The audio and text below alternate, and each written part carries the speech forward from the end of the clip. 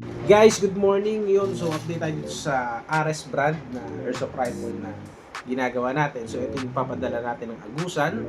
So shoutout sa iyo, Sir Robert. So number 1 follower natin si Sir. So yun, ito na yung unit mo from 333 FPS using .20. Na-upgrade na natin siya.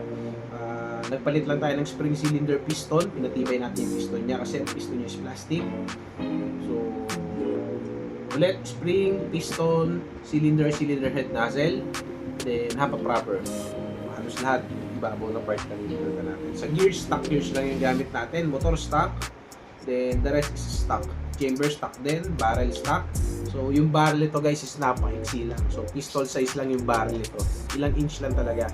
Pero makikita nyo kung gaano kataas yung FPS na naabot nito.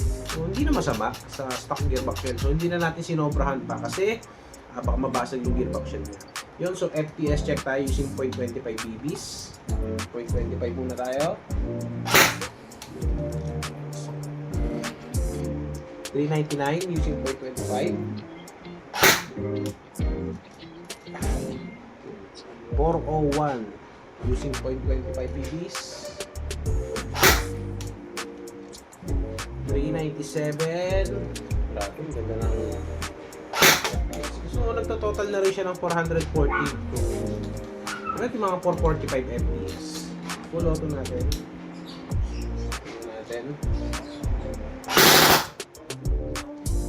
Rate of fire niya is 12.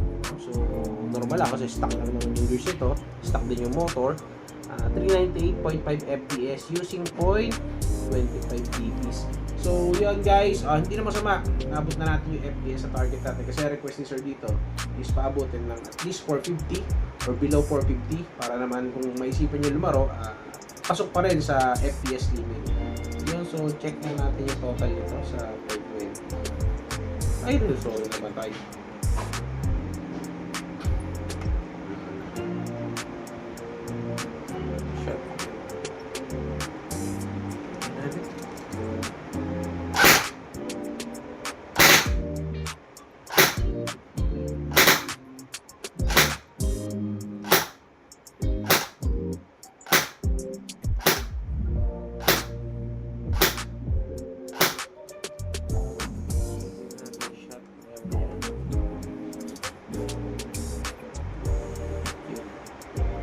So makikita nyo guys yung consistency ng FPS nya using .25 BBs is yan, hindi na ganun kasama, dikit yung resulta nila.